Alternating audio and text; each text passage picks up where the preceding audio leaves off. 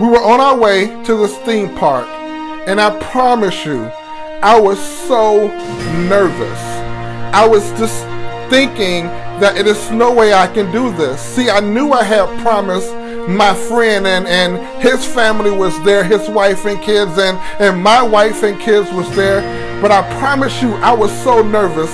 I could almost not sleep the night before, just thinking of getting on this roller coaster. See, I was definitely afraid of heights, and I think I have maybe roller coasters maybe 1 or 2 times before in my life, and I had promised myself that I was okay with never riding roller coasters, but for some reason, I told my friend that I would do it. So we're traveling down to this theme park, and the closer we get to the park, the more nervous I got. And everybody seemed to be happy, in a really good mood. They're all ready to have a good day at this park.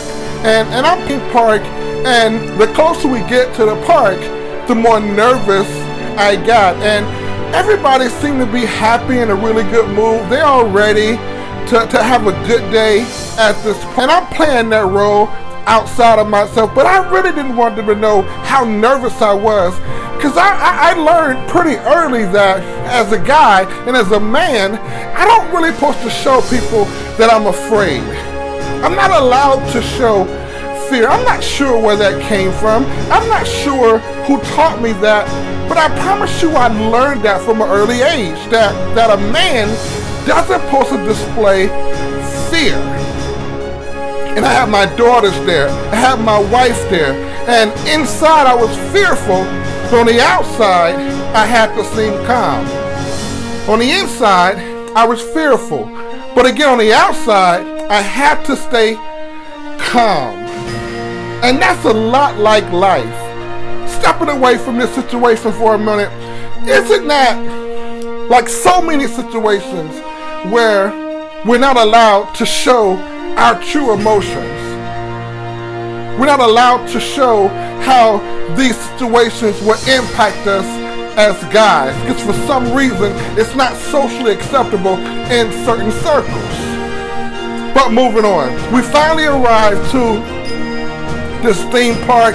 You know, I can see the Ferris wheels, people walking around, having, you know, food and everything. They're having a really good time. And as soon as we step into this particular theme park, my buddy says, hey, it's time to go to this roller coaster. And I'm thinking to myself, man, can't we have a corn dog or something? Can't we just kind of relax and go see a show, or let the kids ride something first? But no, not him. He decides that we're going to do a roller coaster right out of the gate, the very first thing. So we head there, and when we get there, the line was kind of long. And I'm thinking to myself, look at all these people wanting to ride this. See, we might as well go do something different. That's what I was hoping. But they decided to wait, because they were like, hey, let's just go ahead and wait, because this is what we want to do, the very first thing.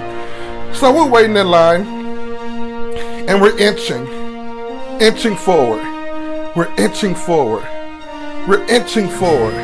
Till we finally get up to our chance to ride. The next time it comes around, we're going to be on there. Now, at this particular point, my heart is beating out of my chest. And I thought, man, how many people, when they get closer to their goal, when they get closer to the very thing they've been working for, they get so nervous. They're not excited about it, but they get so nervous because they're getting closer and closer to the very thing they've been working for is seemingly their whole life.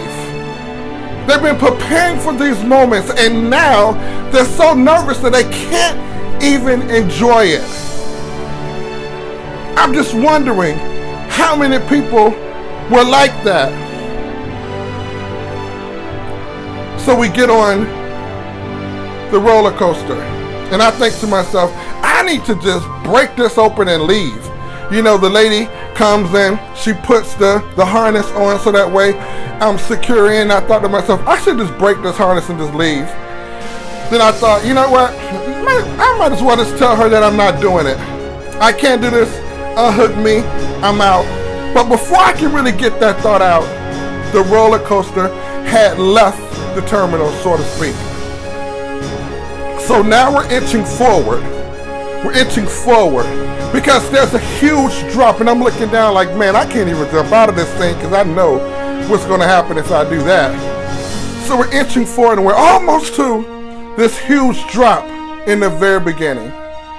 And I think to myself, I just need to relax and have fun with this.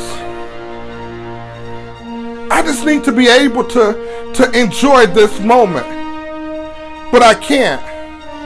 And again, it's a lot like life. Some of us are placed in situations that we've never seen before, we've never experienced, but we can't enjoy it because of fear. You're in the middle of the very thing you've been working for your whole life, and you cannot enjoy it because fear has paralyzed you. I was on this beautiful roller coaster, looking around the whole entire park, able to see different things, and I couldn't enjoy it because of fear. And I began to wonder to myself, how many things in my life has fear kept me from? How many business opportunities would I have had if I wasn't fearful? How many investment opportunities would I have had if I wasn't fearful? How many relationships could I have connected with people and fellowship if I wasn't fearful?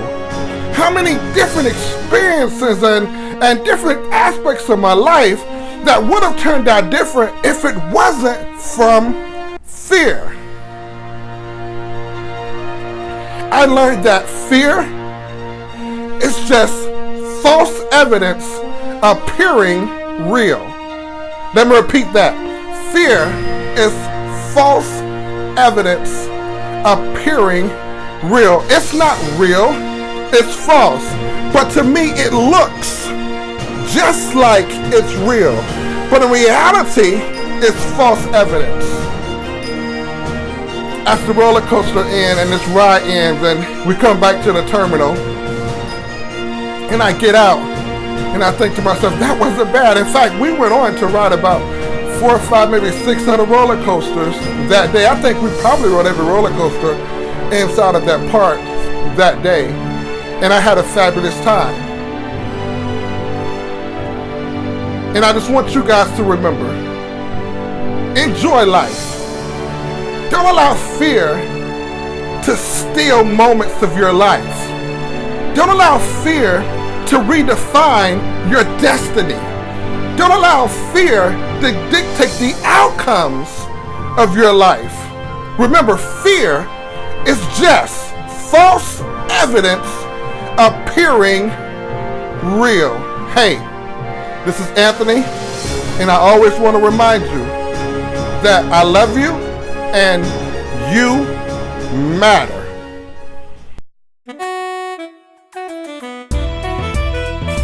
Chestnut Street.